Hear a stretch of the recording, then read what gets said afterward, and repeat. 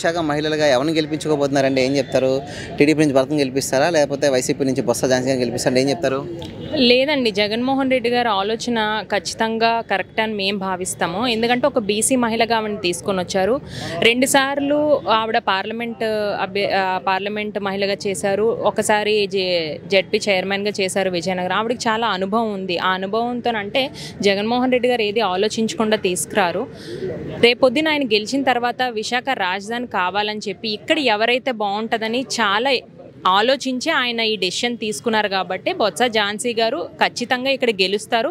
మీరు భరత్ అని అంటున్నారు కదా, ఇప్పుడు భరత్కి ఎలా ఉంటుందని. ఆయన ఒక నార్మల్ ఒక అబ్బాయిగా ఒక ఇంజనీరింగ్ చదివిన వ్యక్తి ఏదో వాళ్ళ తాతయ్య గారి వల్ల లేకపోతే వాళ్ళ ఫ్యామిలీ బ్యాక్గ్రౌండ్ వల్ల ఒక కాలేజ్ని నడిపిస్తున్నారు. అంతే తప్పించి ఆయనకి ఎటువంటి రాజకీయ అనుభవం లేదనేది పర్సనల్ ఐడెంటిటీ అంటే వాళ్ళ వరకు ఏదైనా ఉండొచ్చు, వాళ్ళ ఫ్యామిలీ వరకు లేకపోతే వాళ్ళ కాలేజ్ వరకు లేకపోతే కొంతమంది సోషల్ మీడియాలో హైలైట్ అవుతారు కదా, అలా ఉండొచ్చు. కానీ ఝాన్సీ గారు అనే వాళ్ళ కుటుంబం ఎప్పటి నుంచో రాజకీయాల్లో ఉంది. బొత్స సత్యనారాయణ గారు రాజకీయంలో ఉన్నారు.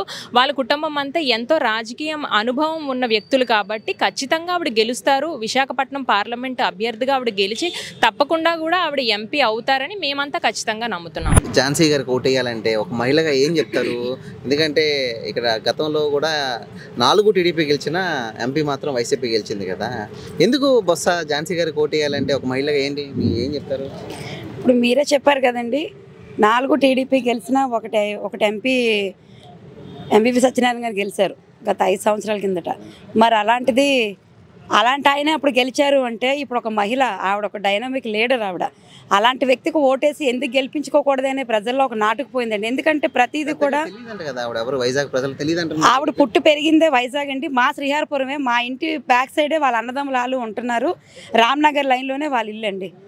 ఆవిడ వైజాగ్ అమ్మాయి. ఆవిడ ఇప్పుడు ఆడపిల్లగా పుట్టామంటే ఇక్కడ పుడతాం, ఇంకో దగ్గర కోడలుగా వెళ్తాం. అలాగే ఆవిడ ఇక్కడ పుట్టి పెరిగింది, విజయనగరం కోడలుగా వెళ్ళింది. ఆవిడ ఎక్కడ పుట్టిందో అక్కడే ఆవిడ ఈరోజు ఎంపీగా పోటీ చేయడం నిజంగా వైజాగ్ ప్రజలు, మహిళలు అందరం కూడా చాలా ముచ్చట పడుతున్నాం. ఆవిడకి ఖచ్చితంగా 100%, 100 కూడా 200% ఆవిడ గెలుస్తారండి. అంటే ఇక్కడ టీడీపీ ఖచ్చితంగా గెలిచే సీట్ అని గతంలో సర్వేలు అన్నీ చెప్పాయి. అందుకే ఒక బలమైన అభ్యర్థి బాలకృష్ణ అల్లుడిని తీసుకొచ్చి పెట్టారనేది అందరికీ తెలిసిన విషయమే. ఎలా ఉండబోతుంది? అంటే తట్టుకుని నిలబడగలరంటారా ఒక అంత బలమైన అభ్యర్థిని అనేది ఒక వార్తన? మరి ఇప్పుడు బాలకృష్ణ అల్లుడు అంటే బాలకృష్ణ సినీ నటుడు, నటన చేసి బోల్డ్ డైలాగులు చెప్తారైనా. అవే డైలాగులు ఇక్కడ కూడా వాడుతున్నారు ఆయన. వాడి ఏంటంటే మా అల్లుడు గెలిచేస్తాడని ఒక భ్రమలో ఆయన ఉన్నాడు. కానీ ఈవిడేమో నటన కాదు ఈవిడ రియల్ లైఫ్లోనే చాలా మందికి ఎంత అవకాశంగా ఈవిడ పనిచేసిందో అలాంటి వ్యక్తికి ఓటేసి ఈజీగా గెలిపిస్తారు ప్రజలందరూ కూడా.